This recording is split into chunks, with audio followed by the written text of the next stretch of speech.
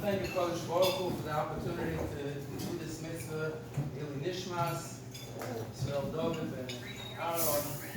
And thank you, Kodesh Baruch Hu, to have a part of this wonderful family, the extended Gapi family. So if you can know Uncle David in his prime, you see the amazing things that he did under his circumstances. I just want to mention that I'm making a siyum on the Seftis Pei in Yerushalmi.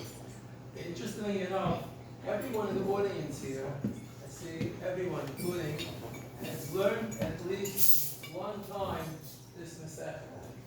It sounds a little funny, but actually every single day, men, women, and children all say first mission of the Seftis Pei. El Dvarim She'ein Shir Apei. It's customary to try to find what you're learning to what we're discussing, what the issue is, what we're getting together about. So here in this very important L'ili Nishmas, our beloved David, Uncle David.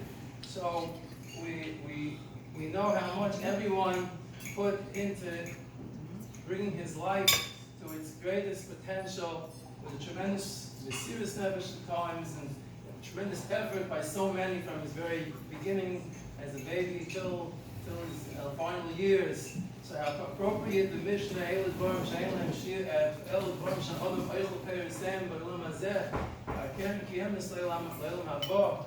And one of them is Gemilas Chasodim. Actually, the whole Mishnah is supposed to be Gemilas Chasodim, which is very unique, even though we don't get reward for what we do in this world.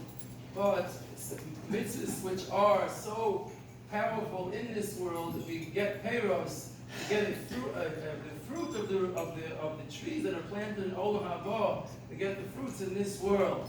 Everyone will admit and acknowledge that although so much effort was put into Uncle David, actually the rewards that we reaped was far greater. First of all, the tremendous impact he had on the people to be so sensitive and caring and loving, and of course his tremendous personality that was so contagious of happiness and enthusiasm. He brought so much joy to adults and children. And also another small part of the Mishnah I'd like to bring out. Later on in the Masechta, we learned something amazing. Obviously, we can talk about so much that I was given a very, very 5-minute time limit. So I'll just say that there's another concept later on.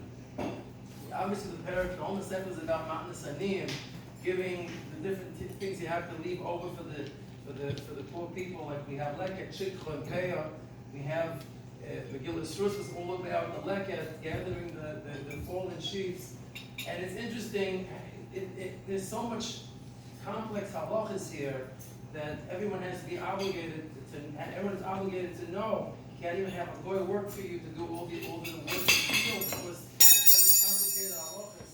But the point is, that how does one know when all the aniyim, the poor people, are through with picking whatever's possible to pick, whether it's grapes or wheat or any type of produce, and now we can move on. Maybe there's stuff left in the field people want to gather, or maybe the owner of the field would like to do some more agricultural work in his field, and he can't because the stuff on the floor that he's got to leave, he can't cover. He'd like to irrigate, but he can't because he might damage all kinds of things that don't belong to him at this point, because he had to make it hefker for the aniyim. So it's interesting, one of the determining factors mentioned classically is something called nemushos, when the old people who can't get there till much later finally arrive and they go slowly through the fields.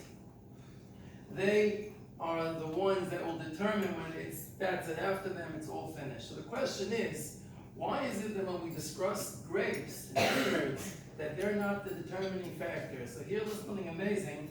The Gemara says, because for grapes even the old people get there on time.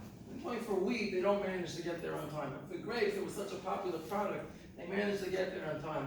I saw an unbelievable story that brings this point across, that there was a person in the Belzer dynasty, a chassid, that he mamish fainted on Yom Kippur, and the doctor says he has to have shiurim to drink in measures, and he still fainted. So